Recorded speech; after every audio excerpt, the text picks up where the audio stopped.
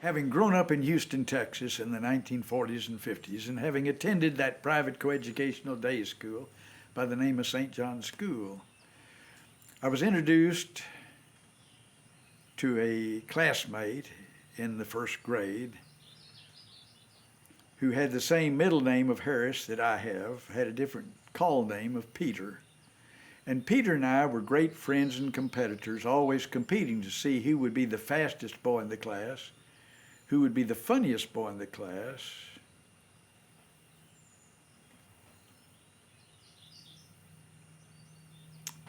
There was one other thing, and then we would also compete to see who would have the lowest grade point average getting into the next class.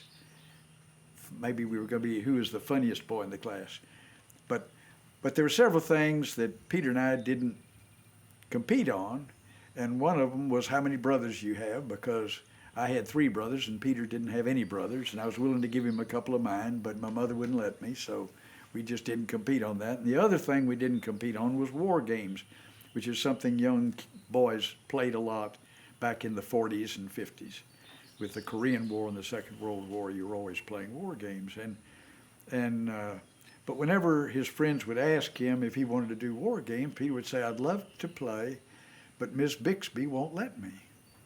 And it wasn't until recently, and if Miss Bixby said he couldn't do it, then she was an adult, and if she said it, then he couldn't do it, and we didn't give him a hard time about it. But it wasn't until recently that I was reading this book of 101 famous poems, and you get to the end of all the poetry, and you come across a number of great writings like the Magna Carta, the Gettysburg Address, the 10 Commandments, on and on, and I turned the page, and here's this letter addressed to Mrs. Bixby.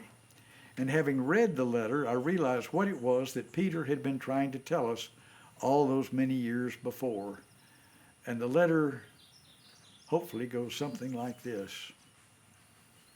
Dear Madam, I have been shown in the files of the War Department a statement of the Adjutant General of Massachusetts that you are the mother of 5 sons who have died gloriously on the field of battle.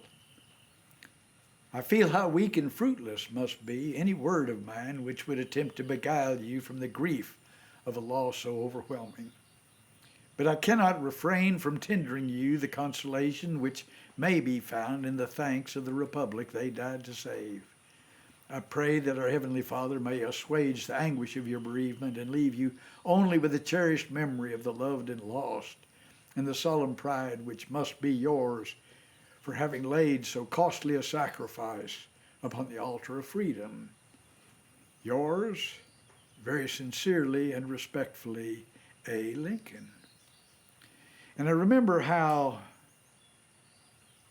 my mother took me aside and told me how all of Peter's brothers had been killed or were missing in action in the Second World War. And I remember how Peter referred to himself as the sole surviving son. And I think back on Miss Bixby's 5 strapping young sons, the survivors of which there was not a single one. And that's Saving Private Ryan, if you saw the movie. Have you seen the movie? Saving Private. You need to see. I know of it. You need to see these women were in a big typing bullpen, and they're typing the letters to the families. And one of the women in the room, big room of women, and she said something. I said, "What are you doing?" "I'm doing this letter to Mrs. Ryan." And another one said, "I just did a letter." And then another woman says, "I'm doing one too." And so they had to save him because Lincoln had said, no mother will ever have to pay such a great price. And I can't remember. I know they saved him, but I know it was close. I know, but it's with that as a background, it's really pretty special what this country does. It was interesting how we really treasure all life. And I had a socialist teacher teaching me,